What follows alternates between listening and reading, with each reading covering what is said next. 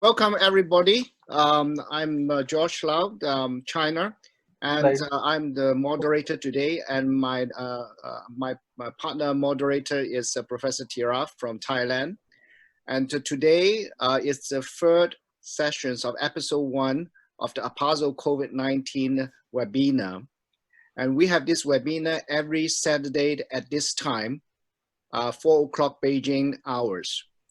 The reasons we set up the APASL COVID-19 task force with 20 members over 17 countries is because there are lots of informations flooding all around about COVID-19. And we as the regional society would like to filter the information so that this will be censored. And we would provide you the guidance and all the necessary information as a practicing hepatologist or all medical professions related to liver disease with useful information. And today, the topics we are going to discuss is about liver injuries in patients who suffer from COVID-19. And we are honored today. We have two speakers. One is Professor S.K. Sarin, who is also the chairman of the steering committee of APASL. And I think that we do not need to introduce him to you a lot about him. He has done a lot of work with numerous publications, over 600 publications. And he is also the awardees of the most distinguished Indian civilians awards of Ramadan. And I think that without undue delay, I would like to ask Professor Sarin to give his talk on liver injuries in patients with COVID-19. Professor Sarin. Thank you, George, for these kind words, and thank you all the listeners. The talks are divided into two parts, and my colleague Professor Manoj will cover the first talk, that is liver injury in patients with no liver disease, and I will cover the liver injury with patients who have underlying liver disease. So I'll hand over first to Professor Manoj to start. Thank you, sir. First of all, I would like to thank the moderators, Professor Lau, Professor Teerha, for the kind words. And this session will be divided into two parts. The first part will be general considerations and injury in patients with no underlying liver disease, that will be covered by me, followed by COVID among patients with underlying liver disease, that will be covered by Professor Sarin. This will be my outline. First, we'll discuss about how virus enters into the cells, what is the spectrum of liver injury in COVID-19, what are the possible mechanisms, and is there anything we can do to prevent or treat a liver injury in COVID patients. As far as virology is concerned, it is a beta coronavirus. Various strains of virus are there, and there is similarity between the previous SARS infection and the COVID-19 as far as the receptors are concerned. They share the same receptor, that is ACE2. So virus can enter the cell. Mostly the receptor is angiotensin converting enzyme receptor 2, but there are few other co-receptors also, and it has been proposed that sometimes virus can enter without the help of ACE2 into the liver and other cells also. This is a compilation of various studies which show that most of the studies are from China, mostly in admitted patients, and about 15 to 30% had severe disease. If we see the abnormal bilirubin levels, 10 to 18% patients have abnormal bilirubin levels.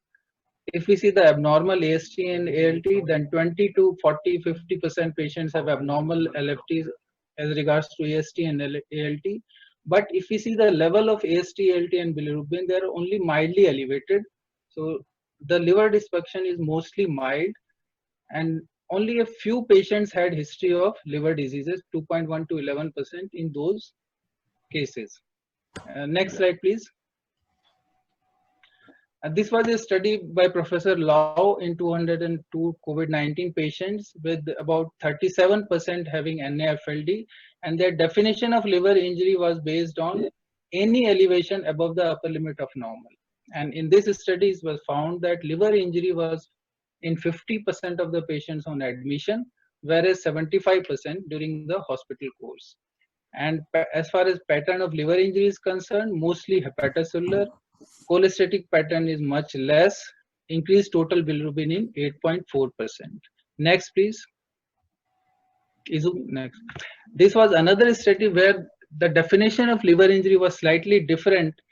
Their liver injury definition was ALT or AST more than 3 times upper limit of normal, whereas the cholestatic enzymes or bilirubin more than 2 times upper limit of normal.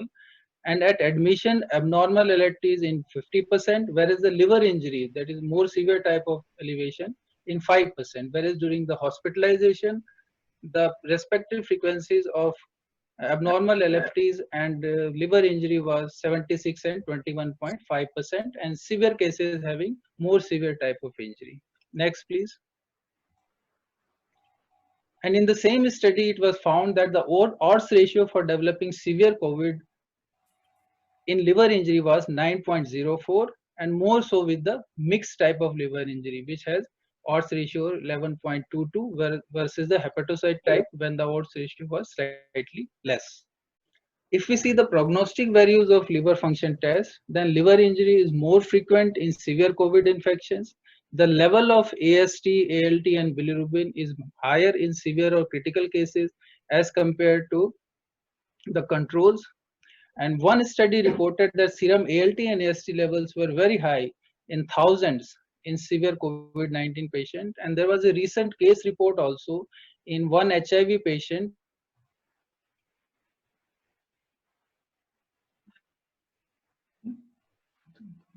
where it found to be COVID positive. So it can apparently lead to AVH-like presentation also. And there is also evidence that albumin is decreased in severe cases. Next, please. There have been only few studies and case reports in the liver pathology in COVID-19 cases. This was a study from a 50-year-old male who died from critical COVID, and in whom the liver biopsy showed only moderate microvascular steatosis and mild lobular and portal activity. This next study was about 4 case reports, all post-mortem, and all the patients had underlying associated conditions, cirrhosis in one, but unfortunately the liver biopsy in the cirrhosis patient was too limited and there was no finding reported from this case. Whereas in the other cases, there were non-specific findings like macrovascular steatosis, lymphocyte proliferation in the portal tracts, sinusoidal dilatation, mild hepatic necrosis, and all the cases had similar type of findings. So these are pretty non-specific findings. Next, please. Next. As far as the mechanisms are concerned, these are the possible postulates. Either the virus can be directly cytopathic, drugs can lead to abnormal LFTs, ischemia, hypoperfusion, injury can lead to liver injury, cytochrome storm can lead to liver injury, and any pre-existing liver disease like NAFLD, hepatitis B, this will be covered by Professor Sarin. And we have to keep in mind non-liver sources also. About 13% of the patients have elevations in CPK, which can possibly also contribute to AST elevation more than ALT elevation. Next, please. This study was done using single-cell RNA sequencing and on liver pathology specimens, and it was found that the cholangiocytes as compared to the hepatocytes have more density and more frequency of the ACE2 receptors. Cholangiocytes, about 60% of the cholangiocytes have ACE receptors, whereas only 2.6% of the hepatocytes had ACE2 ACE2, and the average expression level is also 20-fold more as compared in cholangiocytes as compared to the hepatocytes. And interestingly, the ACE expression in cholangiocytes was comparable to the alveolar type 2 cells which are present in the lung in this report. Next, please. This was a study on the human liver ductal organoids, which showed that liver ductal cells, that is previous slide, please. Is on previous slide. And this study showed that cholangiocytes are supportive of the viral replication, which can be seen within 24 hours of the infection of the cholangiocytes, and after that the virus levels decrease in the cholangiocytes. Next please. And also the virus, when infects the cholangiocytes, it decreases the expression of the claudin 1, ABST and CFTR, implying that the tight junctions are disrupted and there is impairment of bile acid transporting function of cholangiocytes, which could be responsible for the bile acid accumulation and possibility of bile acid leading to liver injury. Next please. As far as DILI is concerned, patients suffering from certain viral infection, it is a well-known fact that HCV and HIV are more prone to developing DILI. And COVID-19 patients are receiving many type of drugs like antipyretics, antiviral, antibiotics. These are commonly used drugs in COVID-19. And it is also known that fatty liver can sensitize liver to the various types of hepatotoxicants like paracetamol or acetaminophen. And there is a link between COVID-19 and liver steatosis. The post-mortem study I discussed had shown that COVID-19 can lead to microvascular steatosis, which can... Next, please. And these are the commonly used drugs, and all can be hepatotoxic: remdesivir, lopinavir, ritonavir, flavipravir. And these are the frequency with which abnormal liver functions tests are seen with these drugs. Although the reported frequency of abnormal LFTs is not different from the placebo, but these should be kept in mind when we encounter any abnormal LFTs or liver injury in patients with COVID-19. Next, please. Similarly, with hydroxychloroquine, chloroquine, or azithromycin, these could also be responsible for abnormal LFTs, and care must be taken if there is AST, ALT elevation more than 5 or bilirubin more than 2 times upper limit of normal in using any of these drugs. Next, please. And in this study, it was shown that use of lopinavir and ritonavir increased the odds of liver injury by 7-fold, whereas the other drugs did not increase the chances of having liver injury that much. Next, please. Now there is a theory of immune imbalance. There is an impaired innate immunity in the COVID-19, which can lead to the decrease in functional diversity of macrophages. There is overactivation of T cells, increase in TS17 cells. There is a high toxicity of CD8 T cells, and these could be responsible for the hepatic dysfunction. And this is reflected in activation of cognitive necrosis, fibrinolytic pathways, platelet counts are decreased, neutrophil counts are increased, high ferritin levels, and these are reminiscent of the macrophage activation syndrome, which is a common accompaniment of severe COVID infection. Next, please. And these are the common features of hemophagocytic lymphohistiocytic syndrome, HLH, fever, cytopenia, organomegalies, and these are the various cytokines that have been shown to be elevated in severe COVID-19 infection. And high ferritin and interleukin-6 high levels have been associated with poor survival in COVID-19 patients. Next, please. And this is the summary of the cytokine storm. The COVID-19 enters into the lung, then they are presented with dendritic cells and macrophages, ultimately leads to secretion of various chemokines, and various high levels of cytokines are there, which leads to ARDS and multiple organ dysfunction syndrome, and this can also be one postulate for liver injury. Next, please.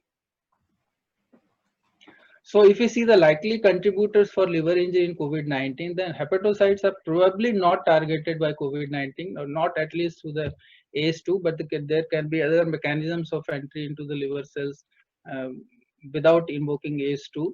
And liver damages in patients might not be caused by the direct viral infection, although the case report of acute hepatitis type presentation might suggest otherwise also. There is dysfunction of cholangiocytes, which can be induced by COVID-19. They could contribute to bile acid accumulation and consequent liver damage. But most likely contributors in the current scenario are DILI, cytokine storm, immune imbalance, and hypoxic ischemic injury. Next, please. So if we encounter a patient with COVID-19 who is having abnormal LFTs, how do we approach? So we should consider other etiologies like hepatitis A, B, C, and hepatitis E infection. Medications could be one cause. We should review the medications.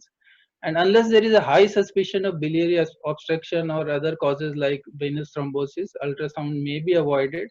Then we have to follow. If liver tests are worsening or improve, whether it is improving or stable or worsening. If improving, then we can continue to monitor. If there is worsening, then we have to evaluate for other causes like ischemia, cytokine release syndrome, DILI, and not forget other causes like myositis, which can also lead to AST more than ALT. So these are the things we have to keep in mind. Next, please.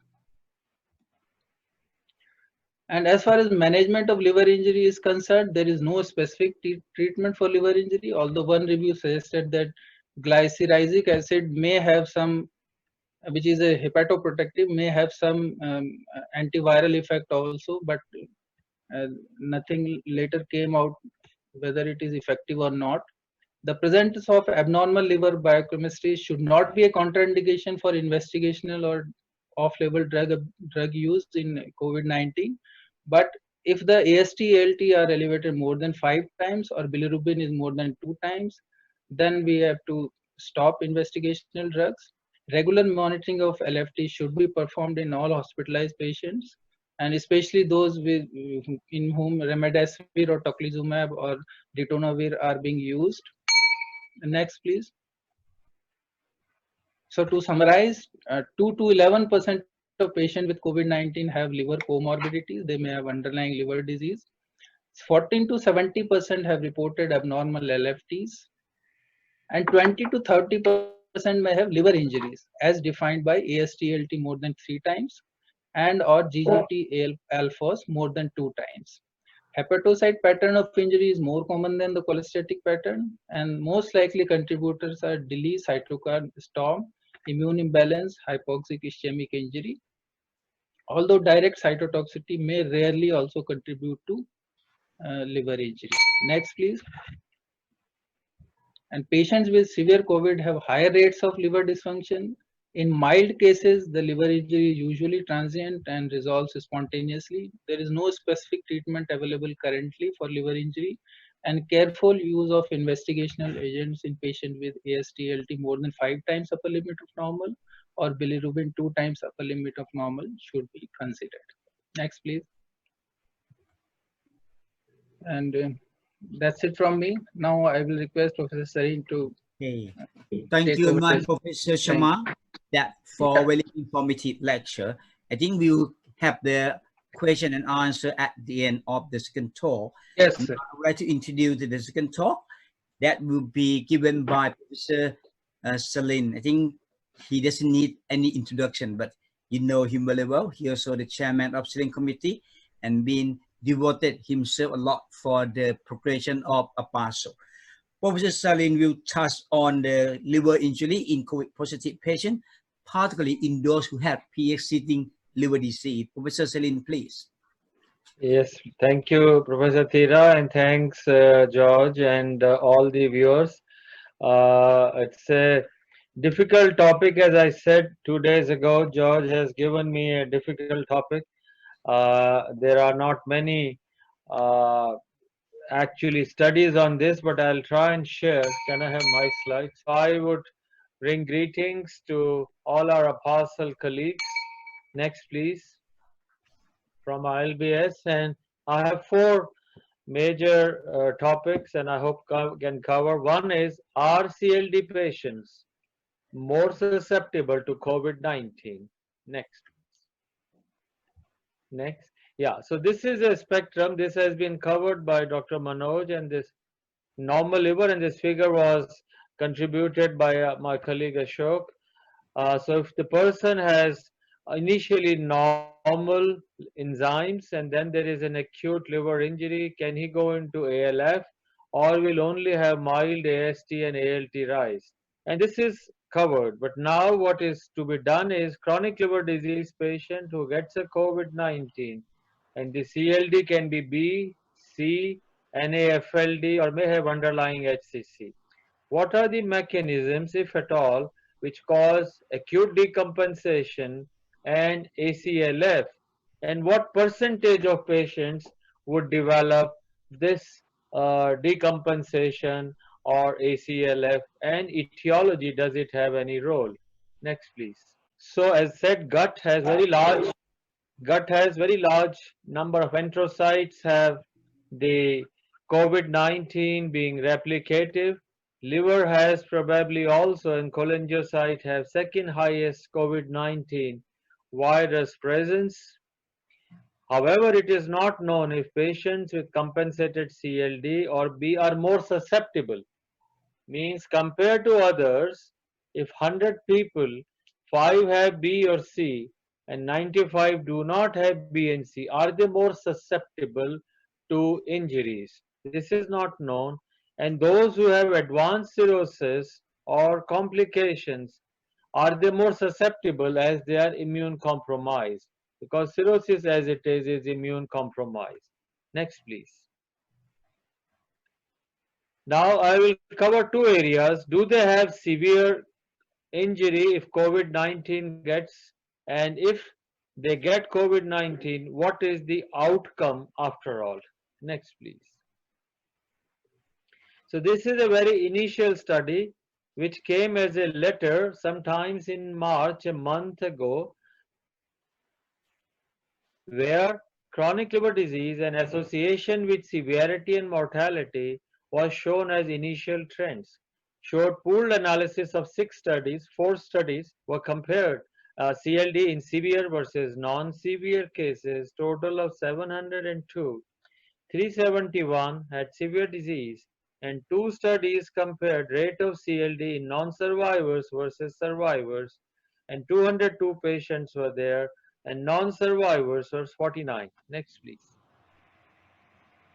And it shows that when the meta-analysis is done, it is close to 1 odds ratio. CLD patients were not associated with increased odds of severe form of COVID-19. So they do not have much more severe disease. And CLD patients are not associated with increased odds of mortality compared to the non-COVID-19, non-CLD patient. So the message was that patients with CLD or those who get liver derangement have no increased risk. I have not included a slide which somehow got missed. There is a paper which will appear in Lancet on 5th of May, Lancet Gastro and Hepatology. This is from Fushang Wang, which has included 7 studies. And those 7 studies also have shown that there is no increased added risk, except some patients have higher bilirubin and some patients might have more derangements. But mortality and outcomes have not been checked into and reported in that. Next, please. Now the question is, you are sitting in your outpatient and a patient who comes to you with Hep B or Hep C. It's not known today if a chronic Hep C patient is having increased risk of severe and progressive disease if he gets COVID infection. However, for B, there is some data. First, anybody who has hepatitis B, we need to continue the antiviral. And if patient has got no hepatitis B treatment is started first time, we need not start a treatment on B, we can wait for more data. But 2 situations where we will not wait and start antiviral. One, where you have a reactivation of B with high bilirubin, start. Second, if you are using any IL-6 inhibitor like tocilizumab or anything, or any other immunosuppressive therapy for COVID, and you have an anti-core positive, please start, fearing that reactivation can occur. So 2 situations when Hep B treatment should be started. For Hep C, as of now, I couldn't get any guidance for you. Next, please. Now this study, which shows you some interesting data, 123 COVID patients it is coming from Wuhan, and 15 had HBV infection. 2 had cirrhosis, 7 had severe type of disease injury, and bilirubin was high to 13, compared to those who did not have HBV infection. So people who have, I mean, the number is so small, I don't know how to put even statistics, but cirrhotics did worse if they had B, and liver injury in them was not too different, but bilirubin levels were higher, and mortality in the total group in those who had prior HBV was more. So it gives you some idea when you look at large, and George has some very interesting data which is, I think, under review somewhere. Will also try and give you inputs that patients who have B or B with CLD, they may be at a slightly higher risk, at least of higher bilirubin and liver injury. Next, please. Now, the metabolic associated fatty liver disease, I think we all are going to use this newer term proposed by Jacob, George, and the other consortia. MAFLD patient or those with underlying diabetes, are they more susceptible? As Dr. Manoj said, ACE2 expression is more in patients who have got liver damage. And therefore, you can have a higher uptake of COVID-19 in patients who have got, otherwise hepatocytes have only 2% of the virus getting in. But if you have injury, there is likelihood of more COVID-19 becoming intrahepatic.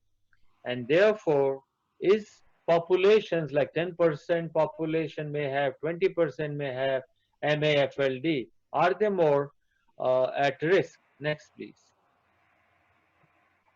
So this study, which was submitted by George and was immediately accepted in JHAP as a letter, had 202 patients, of which 37.6% patients had NAFLD and the remaining did not. And the injury was mild or moderate or severe or critical. And the liver injury was defined higher ALT than the normal in the US. Ductular injury, ALP is higher than normal or gamma GT is higher than normal, and mixed if both were present. The patterns of injury included 50% had raised ALT, 16% AST, alk-phos and gamma GT, especially gamma GT, showing that cholangiocytes were involved, not actually the intrahepatic bile cholangial receptors. So this shows gamma GT was much higher and bilirubin was higher in about 1 in 10. Next, please. And this shows you, and they very interestingly compared 202 patients, those who had normal liver function and those who had a liver dysfunction. And those who had liver dysfunction had what was the time at the time of discharge. You can see during hospitalizations, these patients that at admission, they showed some improvement, but liver dysfunction continued in 1/4 of them. And what is important is at the time of discharge, liver functions were high in those patients, liver dysfunction was high in those patients who have got NAFLD. So it clearly means those patients who have NAFLD have continuously higher liver dysfunction. Let me show you better. Next, please. To see that an independent risk factor, NAFLD, has a 6.4 odds ratio, and comorbidities like diabetes and hypertension also have a higher odds ratio of having a progressive liver injury. Next, please. Now, this is to show you those who have stable or a progressive abnormal liver function. So this is non-NAFLD, large bar, versus those who have NAFLD. You can see that progressive liver injury was much more in those who had NAFLD, 6.6 to 44.7%. A higher likelihood of abnormal liver function, and that too type 4 injury, was much more in patients who had NAFLD than those who did not have NAFLD. And also very interesting and very smart work is that the viral shedding time in NAFLD was 17 days compared to what will be a normal person. So it does show you that patients who have got NAFLD or MAFLD have a different profile, they're more prone to injury and maybe are higher risk for transmission. So should we keep longer distance? Should we keep instead of 2 meters, 3 meters? And for longer periods, it is for worthwhile to think and debate. Next, please. This paper from Jacob George gives you another perspective. Whether they have obesity or MAFLD is not clear, but only people who have obesity, plain obesity, not confirmed, even these people, and even after adjusting for age, smoking, sex, diabetes, hypertension, like dyslipidemia, even these people have a higher risk. So, two categories we identify: those who are known MAFLD, uh, those who are just obese. Both groups we need to be careful. Next, please. Why NAFLD can lead to progressive disease when COVID-19 strikes? Because liver has the largest number of macrophages and therefore it has the potential of making much more TNF-alpha. And of course, in those who have NAFLD or liver disease, they have impaired innate immunity. Both these can lead to progression and maybe more severe liver injury. However, it is not clear that it is just because of the virus or it is because of the poor metabolic status of the patient as such, because NAFLD can become worse with even hepatitis A. NAFLD or diabetics have a poor outcome with hepatitis E. Therefore, is it COVID or it is the underlying bad liver, bad soil? And my feeling is it is the underlying bad soil which has more macrophages. It's just not COVID. COVID is one of the infections which can make the NAFLD worse. Next, please. Let's look at the liver cancer patient. There is no data. Just to tell you that 1,590 patients from 575 hospitals who were admitted for COVID, 18% had a history of prior cancer, but none with HCC documented. What is interesting is patients who had received chemo or had a surgery in the recent past required more admissions. Next slide, please. And cancer patients required probably were more susceptible to COVID, but not proven. But this study shows you that patients with cancer were observed to have a higher risk. So those who did not and those with cancer have a higher probability of severe events. And those who were admitted had recently got either surgery or a chemotherapy in the recent past compared to the other cancer patient. So I think we just need to remember, and HCC may behave like that, I'm not too sure, but the data for other cancer is just an indicator. Next, please. So what should we do? And the APASL, along with our task force members, are developing guidelines, and we are looking into other guidelines. So the proposal is, this is draft, continue monitoring on or off therapy for HCC, continue your surveillance, but don't delay too much, maybe 2 months. Discuss risks and benefits of delaying surveillance to the patient. If he's keen and you have the capability, do it. Postpone, of course, elective resections, and if you can delay for some time, take radiotherapy or immunotherapy for uninfected COVID patients. Patients who are already on tyrosine kinase like sorafenib or lenvatinib, whether to continue, it's debatable, but my opinion is to continue. Should ongoing immunotherapy schedules be changed from every 2 weeks to 4 to 6 weeks?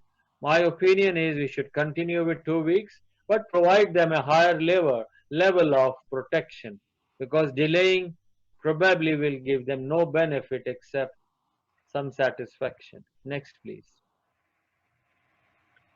ACLF and decompensation in these patients. It is not really known whether ACLF can be precipitated by COVID-19, and therefore we need to evaluate our patients carefully for HE or any other acute decompensation. And of course, I'll come to transplant, and that should be on a very selective basis and only for high mild patients. Next, please. Now, this is the secure cirrhosis, the initiatives as of 21st of April. They have 118 patients. Many of them may not have cirrhosis. As of now, chronic liver disease without cirrhosis, they have 50 patients out of 118. And therefore, the group from that may have about 68 with cirrhosis. And they have also included liver transplant patients, and their inclusion is from 21 countries. Next, please. The initiative by APASL, by all of you, is APASL COVID liver injury spectrum, the APCOLIS study, which is enrolled. I just give you some brief data for last few days. Next, please. A monkey survey was sent. And next, please. And I must thank George and his super efforts that now we have 102 patients from China. I must thank my Korean colleagues for 60 patients for Korea, Professor Teerha and Professor Tanwande for Thailand. I do think that many more countries will join. I myself feel bad because we haven't got so many patients with liver disease here, but we have 182 patients. What a delight. Next, please. Some analysis we could do till yesterday night of 100 patients. Liver injury at presentation, yes or no? Let's go first to no. Of those who did not have liver injury, still they had CLD and compensated cirrhosis and decompensated. It is interesting and reassuring that these patients did not have any decompensation. Let's go now to those who had liver injury at presentation. 32 of them had pre-existing liver disease, 5 decompensated, 1 compensated, and 26 chronic liver disease. So as you see, we are the secure cirrhosis had about 50 odd patients with liver disease. We have 32 plus 26, 58. We are late starters, but maybe with support of all the members, we may reach slightly faster. Next, please. This is the spectrum. No liver injury at admission, liver injury during a stay. Next, please. Now, this data is very small, 13 and 20, probably 30, 20 odd patients, 28 or so, 41. And just to tell you that male had more injury, AST was higher, ALT was higher, albumin was lower, complications was slightly more, hospital stay has been longer, severe cases are more, and mortality is higher. And just to show you, the mean age is 55. Many of our patients were on antiviral, had received azithromycin and HCQ or steroids or IVIG. This data is being analyzed with efforts of about 7-8 people. I do hope we can complete, but I also request every APASL member or any other hepatology or gastroenterology colleague, please let us get educated together. Next, please. Now, just briefly, immediate post-liver transplant. I know there is a session, but I'll just cover in 5 minutes or so. Next, please. And these slides have been taken from Professor Sudhindran. Just to show you perioperative presentation in a liver transplant recipient, just a single publication of one case. Please go through and read it. Next, please. It just shows you that there is no major immediate risk. Next, please. However, people who already had, previous slide, patients who already have liver transplant in the past, are they having more exposure to COVID-19? We don't have any data. We also don't have data of those who have liver transplant or no liver transplant but waiting for transplant, do they have more risk? However, do we feel that patients with liver disease and advanced liver disease will have more hyperinflammation? There is a doubt, more cytokine storm, doubt whether patients with liver transplant long term have high mortality. I'll cover one or two aspects. Next, please. More questions than answers. Immunosuppression may prolong viral shedding. Reducing the dose can cause rejection. These are our challenges. Next, please. So post-liver transplant patients, those without COVID or with COVID, without COVID and transplanted do not reduce immunosuppression. However, if your transplant patient has become COVID positive, reduce prednisolone but maintain for adrenal sufficiency. You can consider reducing MMF and CNI, and I'll show you why, especially if you have lymphopenia, fever, or worsening pneumonia. Next, please. This is a successful treatment of severe COVID-19 pneumonia in a liver transplant recipient. This is just a case report. I would request you to go through it. Next, please. These are two guidelines which the Hepatology International has published. One is the LTSI, Liver Transplant Society of India guidelines, and second is the Beijing Working Party on Liver Transplant, and I request that people can go through them. And maybe one thing which is important is donors should not be considered if they have fever, respiratory symptoms. In this now it is added that you should have two negative at least if you have a standard ACLF transplant, and at least one if there is an ALF patient who needs a transplant. Next, please. COVID and liver diseases requiring immunosuppression, especially patients who have got autoimmune hepatitis or have overlap syndrome. These patients who are already on steroids may be at a higher risk from COVID, and they may shed virus for a longer period. Next, please. So what are the guidances? If the patient has immunosuppression without COVID-19, same dose can be continued.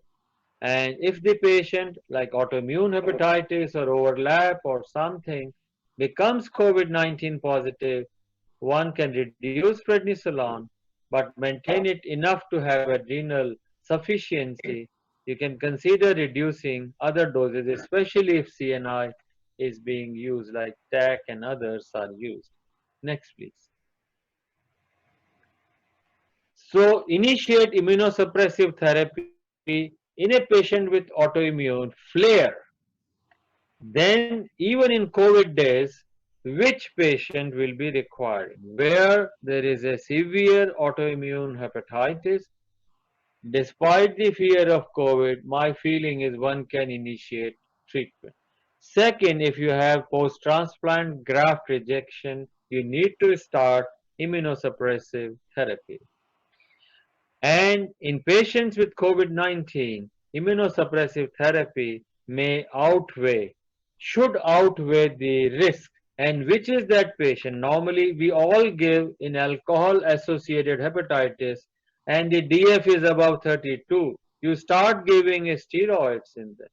The question will remain, should an alcohol-associated hepatitis with high DF, should we give now steroids or do something else? Next, please.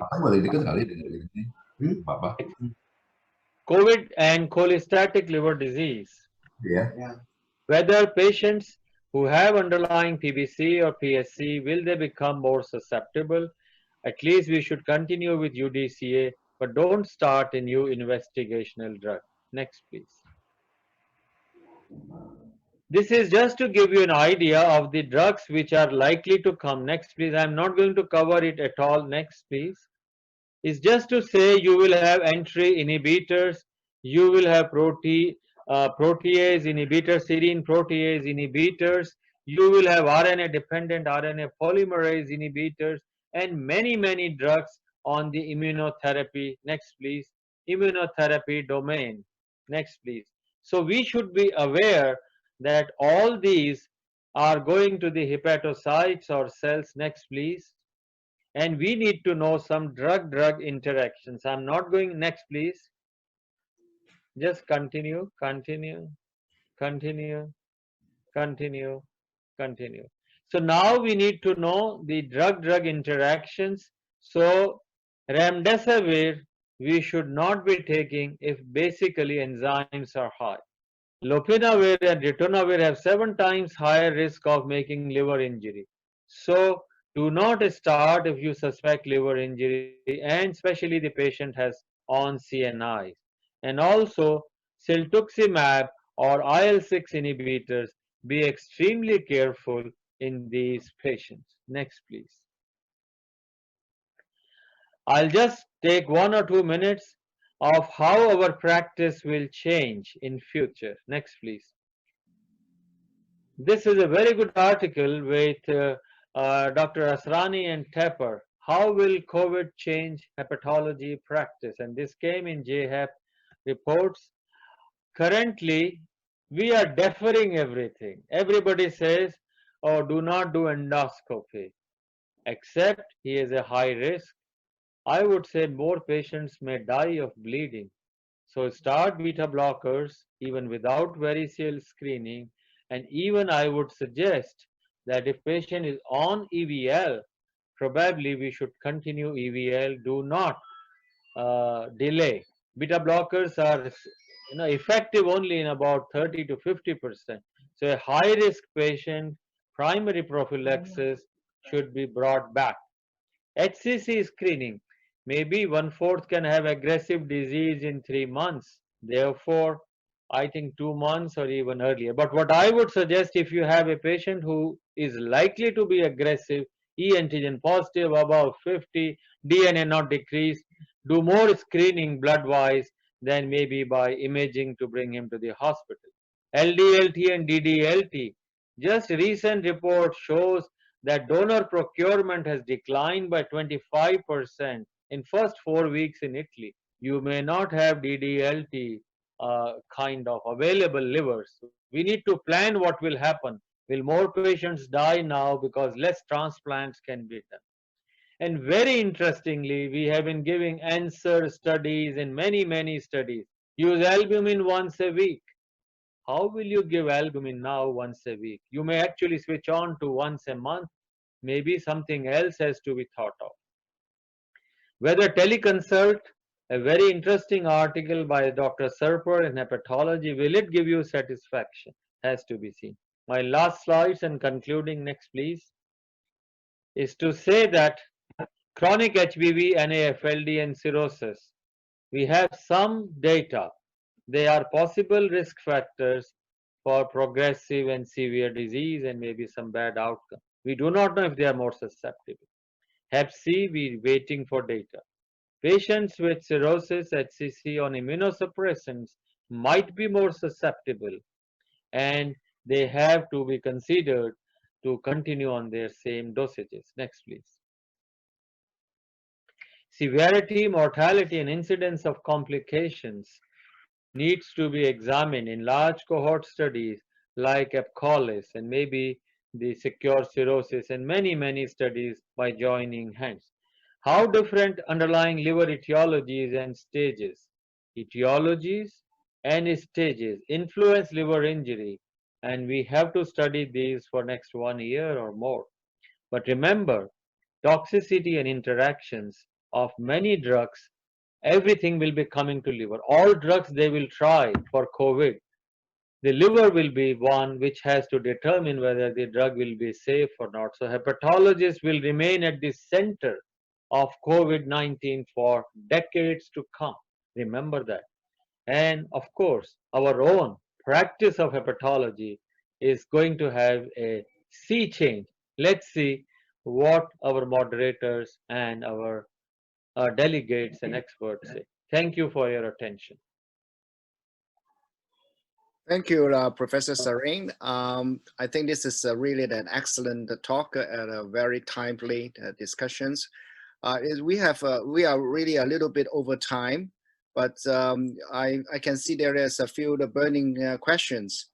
May I, on behalf of the audience, to ask you, what do you think about the importance of chronic liver disease? Because you mentioned chronic liver disease, and we understand there are lots of different definitions of, especially those compensated asymptomatic chronic liver diseases. And after your review, Chronic liver disease would mean patients have at least F2 or more fibrosis, and not just merely presence of virus. So that is chronic HBV infection is not, or NAFL is not. So I think at least F2 and more fibrosis. So F2, F3, maybe sometimes early F4.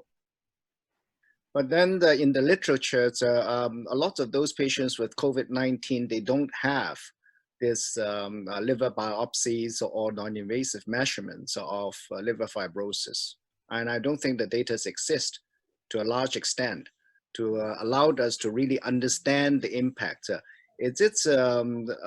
Parts should be part of our pursuit that we allow these non-invasive measurements to be performed on these patients so that we can understand what is the impact of COVID-19 on chronic liver disease, as you have suggested, as defined by what you have said, and also on the disease progressions itself.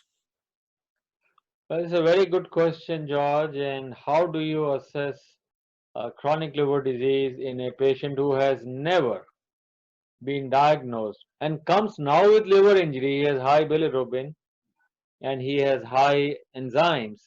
Whether non-invasive tests will be useful in such a patient? I would say that some serum markers, maybe some, because FIB4 and others may not be as reliable. But yes, if we have previous data, certainly. And if the patients have imaging, easy. But otherwise, it will be very challenging to say that. We can say that who does not have, but you do a fibroscan or you do a FIB4, they don't have, it's okay, no liver disease. But whether those who have liver injury have liver disease or no liver disease will remain a challenge. So I think we have to address it. Maybe some biopsies have to be done electively despite COVID. Professor Sharma, one question for you. As you just mentioned, there's more liver injury seen in the patient with more severe COVID-19 disease. So they are whether you recommend to monitor liver function test in those having mild COVID-19. Yeah, liver function tests should be obtained in all patients with COVID-19 because many of these patients would be treated with antibiotics, antivirals, and paracetamol, acetaminophen also. So liver function tests have to be monitored, and if we find any evidence of liver injury, then they have to be monitored very carefully. If ALT, AST increases more than 5 times or bilirubin more than twice, then hepatotoxic drugs like ritonavir or lopinavir or tocilizumab, they need to be stopped. So monitoring of LFTs is very important. Right. I think that there's one very interesting question raised by Simon from Australia. You talk about histology in patients with liver diseases during the COVID-19. Is there any, are these all post-mortem biopsy, or do you have a liver biopsy while the patient is having COVID-19? No. Yeah, these were all post-mortem liver biopsies.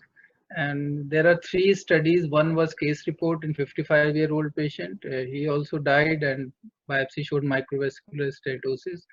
Then there was a Chinese literature of 4 patients. I couldn't understand that. And there was the English literature of 4 patients which I described. They all 4 had some underlying, one had CML, other had CKD, and one patient had cirrhosis. But unfortunately in that patient, the liver biopsy was not adequate. But these are all postmortem biopsies. Can I answer partly Simon's question, because I read that in the mail? When we have microvesicular steatosis, which was seen, that will probably make more toxic injury. It could be hypoxic, but like, you know, you have Ray's syndromes or anything. So we do not know, but most likely it's a toxic injury in these patients. Is there any further questions you could raise at the Zoom link? If not, Professor Teerha, do you have anything to add? I think so. Today we has really good opportunity and privilege to learn a lot. We have one question from Zaigam Abbas. I read, and maybe that is one which I thought can be addressed without delay, and that is, does COVID cause reactivation of hepatitis B? So I thought I will ask George and other colleagues whether HBV can be reactivated by COVID. We could not find anything. Anybody who can give an idea whether HBV per se could be reactivated by COVID? It's an RNA virus. Dr. Teerha, you can. Sorry, say it again, please. Can COVID reactivate hepatitis B? I think we haven't seen any information yet.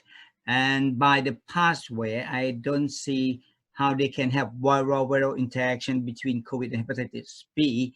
But of course, you show some data that don't have underlying hepatitis B may put the patient on the risk of more severe COVID-19, but we don't see another vice versa. And after this, because one audience asked the question regarding hepatitis B, they says, if you just detect S-antigen positive newly in COVID positive patient, would you follow the normal criteria to start treatment hepatitis B, or will be exceptional criteria? So I will answer the first question, because with all ethical consideration, there is a paper under review where the COVID patients and non-COVID patients, there was a rise in the HBV DNA levels without any liver injury parameters. So patients were picked up, those who had HBV, no COVID, and HBV with COVID, but no liver injury. And the viral levels from baseline during the stay had gone up. So there is a possibility that patients of chronic HBV may have a viral activation. How? I cannot say. The second is what you asked, if person had no HbA1c earlier and now is HbA1c or like seroreversion. I think we should try and see the HBV DNA, and if the DNA levels have increased, it will be worthwhile to start antiviral. There is no harm in giving antivirals to these patients with super added COVID in them. Maybe I should add some of the information. This has been repeatedly asked. So far, we have 7 chronic hepatitis B patients, surface antigen positive. 3 of them are on NUCs and 4 of them are not on NUCs and have COVID. We didn't observe any difference in terms of hepatitis or the viral reactivations in this very small group of patients. Having said that, I think it's important that we understand reactivations is possible with all the cytokines and the immune dysregulations related to COVID-19, and also of the therapy that we are placing to control COVID-19. There are still a lot of practice using steroids or immunosuppressive therapy. And as you know, that anti-IL-6 monoclonals that can cause reactivations themselves, and has been reported in rheumatology patients. And this monoclonals is now being used in some of the countries in Asia Pacific regions. Having said that, I haven't seen a report on the reactivations of those with surface antigen positive, but I'm pretty sure that would happen. And on the safe side, with all with the availabilities of the nukes, I think that it would be wise to reduce the burden of those patients. And if we identify patients who are surface antigen positive, I would be more lenient and liberal to start them on nukes to prevent anything from further happenings in those patients with COVID-19. Two brief questions. I see if you permit, moderators, and quickly answer. Nitazoxanide, very limited role. Patient who is autoimmune and has cirrhosis and has COVID, will you start steroids? I would probably will not start steroids in a patient who has got COVID till the time, and 4 weeks is a good enough time, and a patient with cirrhosis will not die. 3, the enzymes, cholestatic enzymes do not go very high despite COVID. I think they do go high. The gamma GT is known to go high in about 20% or so. And I think if the patient has liver injury, I think the enterohepatic circulation and the bile, changes in bile, will be one of the key things in future. So I think the enzymes are going high. AST-LT is a marker, AST especially a marker of mitochondrial hypoxic injuries, but rise in gamma GT is a direct injury of the virus to the cholangiocytes. So a little bit over time, and I would like to thank again Professor Sarin and Professor Manoj for giving the excellent talks and a lot of new information. So really not in press, not even in the media, and it is very knowledgeable. And I hope that all the audience would consider attending our next webinar next week at the same time, Saturday, 4 p.m. Beijing time. And the topic will be on the liver transplantations. Thank you very much.